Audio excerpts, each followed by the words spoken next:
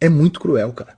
Vocês estão pedindo para um clube quebrado, destruído, arrasado, sem um centavo, que perdeu o seu investidor no meio do caminho do processo de investimento. Vocês estão pedindo para esse cara assumir o clube, tirar o investidor, ganhar na justiça, achar outro, colocar outro e organizar as contas e o futebol do clube. Cara, como é que vocês acham que isso vai acontecer em menos de 3, 4 anos? Bom, meus amigos, eu tô aqui com a nossa amiga Maria Alice e o Vasco ontem. Que coisa feia, né? Hoje é ruim, né? Ruim, né? Fala... Maria Alice, fala assim. Ei, Vasco, vamos jogar? Vamos jogar. Sendo calado. O Léo entregou ontem? Antes de ontem. De novo? De novo? Ah, não. Ah, não. Assim não dá. Assim não dá. Pedrinho. Fala, tio Pedrinho. Pedrinho. Quero jogador, tio Pedrinho. Fala. Eu quero Pedrinho. Quero zagueiro. Eu quero Quero volante. Eu quero volante. Quero atacante. Papel, não. Fala, quero atacante. Eu quero atacante. Quero um time melhor.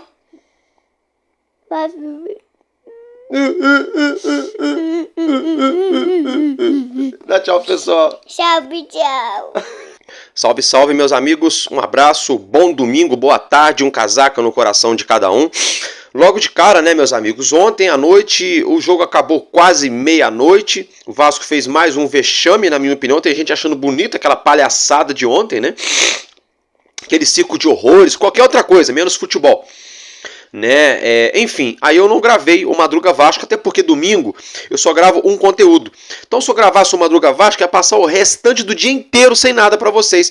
Como o Vasco já jogou ontem à noite, então o Vasco não joga, obviamente, mais esse fim de semana, eu optei por gravar nessa tarde de domingo para preencher aí esse espaço vazio nos nossos corações em relação ao nosso time, que já jogou e jogou muito mal. Ou não jogou, na verdade não jogou. Entrou em campo, pronto, reformulando o nosso time que entrou em campo ontem. Então, meus amigos, vocês viram aí a nossa querida Maria Alice. A nossa Maria Alice falou, né?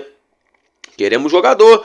Queremos zagueiro, queremos volante, queremos atacante, né? Porque assim não dá. Time frouxo, time sem vergonha. A gente perdeu a paciência. A gente vai falar, é claro, do jogo. Vamos falar de outras situações também em relação à parte administrativa, jogadores que podem estar aí sendo vendidos, né? Especulação de treinador e coisa e tal.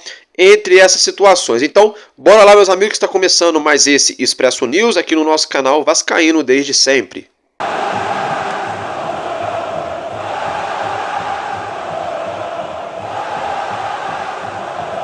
Então, meus amigos, dito tudo isso, né? Boa tarde para vocês nesse domingão, dia 1º de dezembro de 2024, hein? Que maneira horrível, horrorosa, péssima de começarmos o mês com mais uma partida sem vencer. Também, é claro, sem perder, mas para nós, com gosto amargo, gosto de fel, gosto de derrota sim, porque não é mole não. Obrigação é ganhar no Caldeirão. O que mais? Vergonha! Vergonha, time sem vergonha, time sem vergonha. O que mais? Queremos jogador. Ó a torcida pedindo aí, ó a torcida pedindo aí. É isso que a gente tá falando, gente. Estamos de saco cheio dessa situação já. Não dá, do jeito que tá, não dá, né? O time horrível. É o seguinte, se inscreva, deixe seu like, compartilhe o link do nosso vídeo. Eu optei por gravar esse conteúdo aqui na tarde de domingo, pra gente não ficar aí o dia inteiro sem nada pra falar do nosso Vasco. Então, meus amigos, dito tudo isso, se inscreva no nosso canal, compartilhe o link, se torne membro também, tá? Muito obrigado a cada um dos inscritos, já somos mais de 12 mil inscritos aqui no YouTube. Vocês só fortalecem e ajudam bastante o nosso crescimento. Meus amigos, vamos lá então dar início, a gente começar a esmiuçar aquela partida horrível que o Vasco fez ontem, né? O Vasco não entrou em campo, o Vasco não jogou, o Vasco entrou em campo, melhor dizendo. E falando em entrar em campo, os 11 iniciais foram Léo Jardim, Puma Rodrigues, João Vitor e Léo na zaga e Piton na lateral esquerda. O meio-campo composto por Hugo Moura, Matheus Carvalho e Felipe Coutinho como titular. O menino Maxwell, o Alegria, Ryan e Verratti centralizado. Então, assim, o Felipe mudou, testou, para não mudar nada. A única coisa que o Felipe fez foi dar uma chance para o menino Maxwell.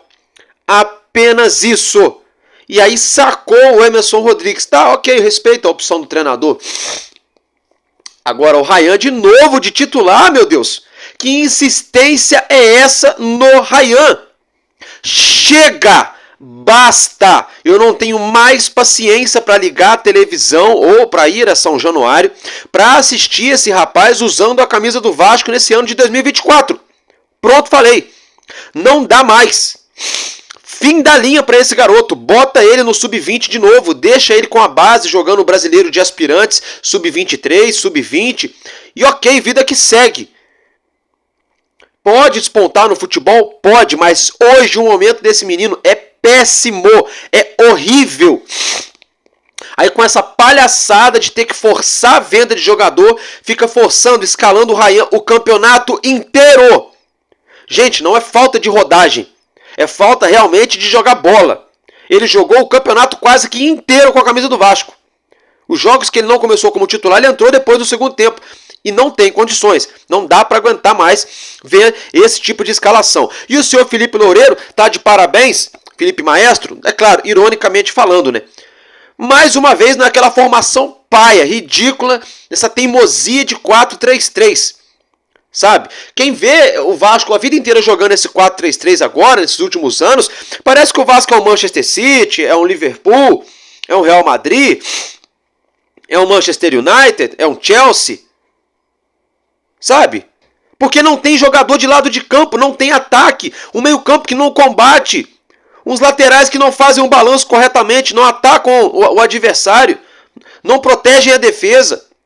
Aí vira essa salada querendo jogar num 4-3-3 contra o poderoso, o possante Atlético Goianiense aqui no Rio, em São Januário, um Atlético Goianiense já rebaixado.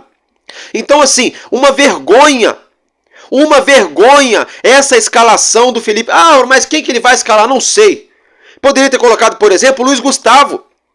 Olha ontem a nossa duplinha de zaga, né? Olha a duplinha de zaga.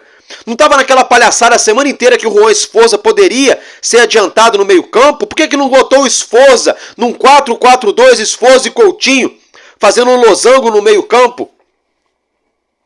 Insistindo com essa formação, gente. Diante dessa situação, vamos falar aqui rapidinho das estatísticas da partida. Chutes no gol, 16 para o Vasco, 12 para o Atlético Goianiense. Chutes, né? Aí no gol foram 7 para o Vasco e 6 para o Goianiense, Atlético Goianiense. Você tá falando Fluminense já, ó, tô ficando maluquinho. Vamos dar continuidade aqui. Posse de bola, 61% Vasco, 39% para o adversário. 579 passes para o Vasco, 384 passes para o Goianiense. 10 faltas para cada lado, 2 cartões amarelos para o Vasco, 1 para o Goianiense, 1 vermelho para o Goianiense e 0 para o Vasco. 5 escanteios para o Vasco e 3 escanteios para o Atlético Goianiense, um total de 8 córneres na partida. Então a gente pegando os números nus e cruz, para quem não assistiu o jogo, parece que o Vasco teve muito mais posse de bola e finalização em gol, aquela coisa toda, muito mais passes trocados e foi um acidente da natureza. Não foi isso. O Vasco fez os primeiros 5 minutos, 7, 8 minutos, muito bem. O menino Maxwell buscando o ataque, o Ryan sendo o Ryan. Teve chance de fazer o gol e bateu de um jeito que dava para o goleiro pegar. Não tirou do goleiro, enfim, o Ryan sendo o Ryan. Quando ele não vai muito mal, ele cria uma chance, ou alguém cria uma chance para ele e desperdiça. Tá? Para ser bem sincero para vocês, essa é a grande realidade desse menino Ryan. E o Maxwell que teve uma chance ontem, né? Mas eu achei estranho forçar uma chance no garoto que não teve chance o ano inteiro num jogo decisivo em São Januário diante do torcedor precisando da vitória. E eu estava falando para vocês a semana inteira. Eu já vim alertando a semana inteira. Eu falei, olha, tem alguma parada, tem que tomar cuidado. Esse negócio de achar que o jogo está ganho, porque o Goianiense já está rebaixado, que está tranquilo e coisa e tal, isso aí vai pegar muita gente de surpresa. São 11 contra 11. O Vasco tem que entrar com a sandalinha da humildade. Não pode baixar a guarda. Não pode achar que vai encontrar o gol a qualquer momento. Foi o que aconteceu. O Vasco entrou, teve aquele início, chance aqui, chance ali, não fez o gol e deu aquela baixadinha de guarda pensando assim, daqui a pouco a gente acha o gol e ganha o jogo. Só que quem achou o gol, quem encontrou o gol primeiro, foi o Goianiense. Não foi só um gol, foram 2 gols. Só que o jogo não foi lá em Goiânia, não, foi aqui no Rio de Janeiro, em São Januário, para quase 19 mil torcedores. Quase não, né? Um pouco mais de 18, na verdade. 18 mil. Então, assim, um time apático, um time covarde.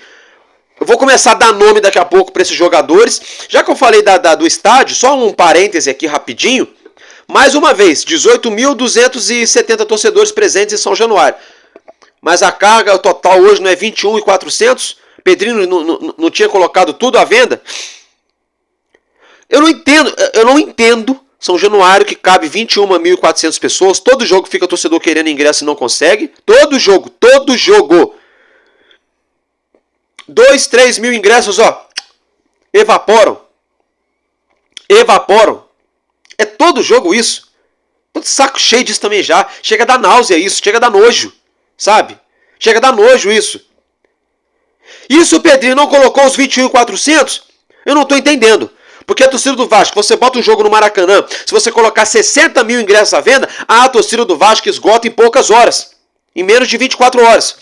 Como é que com 21.400 lugares, 21.400 lugares em São Januário, a torcida não esgota? Claro que esgota, mas tem coisa errada aí. Tem parada errada aí. Voltando a falar do jogo, campo e bola agora. O Puma Rodrigues, o primeiro gol do Atlético Goianiense foi em cima dele. O mesmo defeito de sempre. Ele na entrada da área, ele dá 3, 4 metros para o adversário, ele fica recuando junto, ao invés de chegar para diminuir o espaço. Com isso, o Atlético Goianiense trabalhou a bola, bateu no cantinho, gol dos caras. Né? Foi o que aconteceu. No segundo tempo, aí o Ryan teve um choque de cabeça também, foi substituído. No segundo tempo, tivemos aí 3 substituições, entraram Leandrinho, Alex Teixeira e Payet, no lugar de Piton, Maxwell e, deixa eu ver aqui, e Ryan. Né? Essas 3 substituições lá no intervalo. Eu confesso que eu pensei assim, o Vasco vai vir pro segundo tempo, vai empatar esse jogo nos primeiros 10 minutos, eu pensei isso. E aí vai ser aquele sufoco para virar o jogo. Né? Tá. O Vasco, aqui, ali, primeiro tempo, teve uma bola no travessão, ok, a jogada do Puma também. Ele falhou no gol ali, ele não diminuiu o espaço, não só o Puma, tá? Os volantes também. Meio campo horrível, vou chegar lá já. Aí a jogada no primeiro tempo ali, criada pelo Puma, cabeçada no travessão do Vasco, tá? Segundo tempo, começou, para daqui, para dali. Bola enfiada, Shailon trabalhou no meio, enfiou a bola na esquerda para o rapaz, no comando de ataque do lado direito do Atlético Goianiense, do setor defensivo esquerdo do Vasco. Leandrinho já tinha entrado no lugar do Lucas Piton. Leandrinho deu uma de Léo, marcou fofo, né? Eu gosto do Leandrinho, não estou querendo queimar ele, mas estou sendo realista. Trabalho com fatos, não com conversa fiada. Trabalho com fatos. Leandrinho deu uma de Léo, marcou fofo. O jogador do Atlético Goianiense invadiu a área, aquela jogadinha de videogame, rolou para trás, pegou a defesa desarmada, gol, 2-0 para os caras. Aí, meus amigos, eu sou obrigado a ver o senhor Léo Pelé mais perdido do que barata quando se joga SBP nela, aquele spray, sabe como é? Ela fica tontinha. O Léo perdidinho. Eu sou obrigado a ver o João Vitor, a essa altura do campeonato, 1 ano de Vasco praticamente, seu João Vitor, 1 ano de Vasco praticamente, 36ª rodada do campeonato, em São Januário, perdidíssimo na área. Ele não sabia quem marcar, no final das contas não marcou, foi ninguém, tentou dar uma de goleiro. Eu perdi a paciência até com o João Vitor. Eu já perdi a paciência até com o João Vitor. Um zagueiro que custou quase 34 milhões de reais para o Vasco. É um zagueiro comum, normal, de maré de si e ponto. Tá? Para ser bem sincero para vocês, ele pode queimar minha língua aí nesses próximos 2 jogos, arrebentar, ano que vem ser titular e coisa e tal, pode, mas hoje, nesse dia 1º de dezembro de 2024, o João Vitor para mim é apenas mais um na fila do pão. Não faz jus por nem 1/3 do valor que o Vasco pagou, ou teria que ter pago, não sei nem se já quitou esse valor todo também, mas enfim, da transação de quase 34 milhões de reais. Um zagueiro normal. O Léo sendo o Léo, como sempre. Aí depois que levou o gol que a torcida começou a vaiar os dois, aí aprumaram, aí tomaram vergonha na cara. Só que nisso aí, o Vasco ainda teve tempo para tomar o 3º gol. A sorte é que o jogador dos caras estava impedido. A sorte, senão o vexame era maior ainda. Era maior ainda em São Januário. Tá? Agora eu queria ver o que o Rafael Paiva vai falar da torcida vaiar o time. Eu queria ver o que o Rafael Paiva ia falar agora. Ainda bem que ele já foi. Vai lá, valeu. Sabe? São coisas que não dá para aguentar. Não dá para aguentar. Se tratando do meio campo do Vasco. Falamos aí da zaga, da lateral. Meio campo do Vasco. O senhor Hugo Moura, tá? Foi a maior enganação da torcida do Vasco esse ano. Por quê? Porque ele chegou muito mal, debaixo de muita crítica, estava péssimo no Atlético Paranaense, quase não tinha chance jogando mal lá.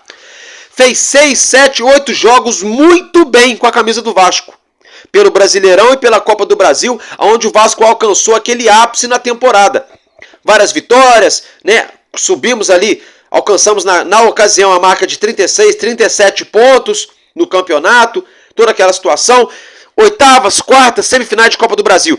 Depois, quando o time caiu de produção, o senhor Hugo Moura caiu também. Horrível, desempenho péssimo. Hugo Moura pesado, muito pesado, sem ritmo, tá? Atrasado no timing, quase todas as bolas, errando passes que não se deve errar. O senhor Matheus Carvalho, meu Deus do céu. Vasco, vende esse menino, empresta ele então pelo menos, já que acreditam tanto nele, empresta ele para alguém. Mas não dá para contar com o Matheus Carvalho para ser o camisa 5, camisa 7, o camisa 8 do Vasco ano que vem. Não, camisa 5, camisa 8, né? Primeiro ou segundo volante. Não dá. Já deu. O Matheus Carvalho caminhando em campo no segundo tempo. Ah, mas estava cansado. Não. Porque quando o Vasco pegava a bola, ele queria entrar com bola e tudo dentro do gol do adversário. Mas na hora de correr para marcar, ele estava marcando a 5 metros de distância. Deixando o lateral toda hora no mano a mano. Deixando os zagueiros toda hora no mano a mano. O Matheus Carvalho assistindo o meio-campo do Atlético Goianiense jogar. Eu vi isso o segundo tempo inteiro. E alguns lances do primeiro tempo também. O Felipe Coutinho, por incrível que pareça, evoluiu um pouco em relação a outros jogos que ele vinha fazendo, mas não conseguiu fazer gol nem dar assistência. Mas evoluiu um pouco. Inclusive a nota do Coutinho foi uma das melhores do jogo, né? Mas não tem condições. Não tem condições. Não dá. Não dá. Do jeito que tá, não dá. Do jeito que tá, não dá. Tá, gente? Pra ser bem sincero pra vocês. Mas assim, não tô dizendo que a culpa é do Coutinho. Mas esse time já deu, gente. Já deu. Por mim o campeonato acabava ontem. Acabou. Por mim chega. Pra mim chega, gente. Na boa, chega. Não tem mais paciência. Não tem mais animosidade pra parar na frente da televisão ou me deslocar da minha casa pra ir a São Januário. Que é sempre um prazer quando eu vou na nossa casa para ver jogo, na nossa colina, mas está sendo um desprazer enorme ultimamente, torcedor. Um desprazer enorme, sabe?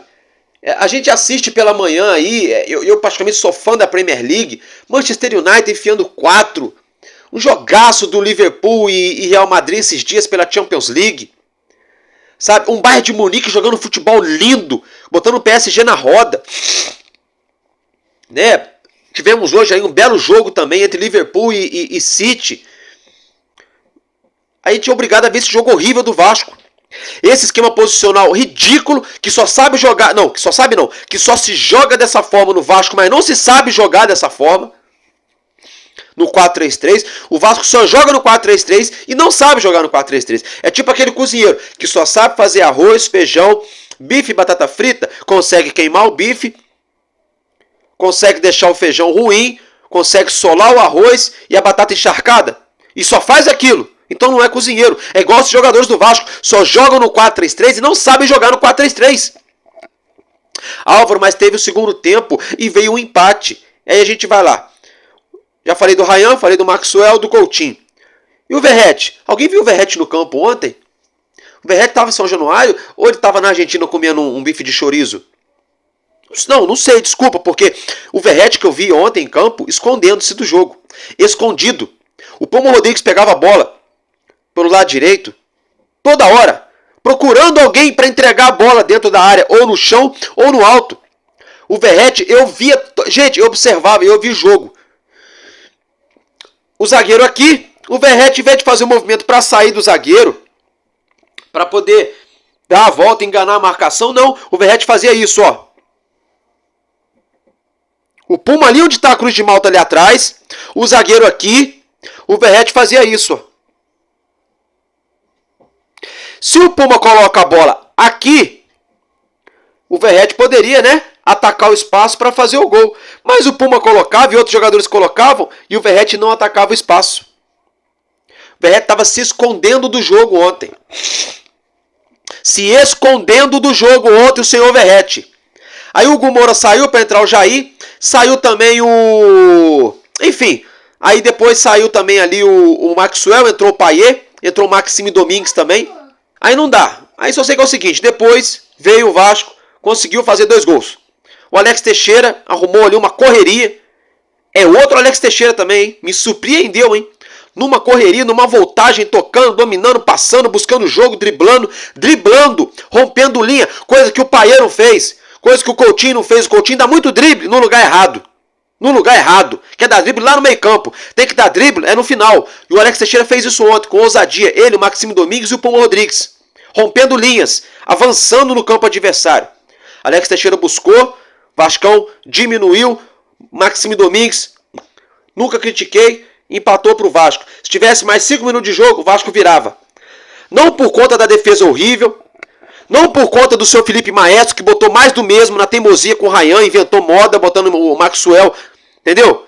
Inventando moda, modinha, essa altura do campeonato, tá?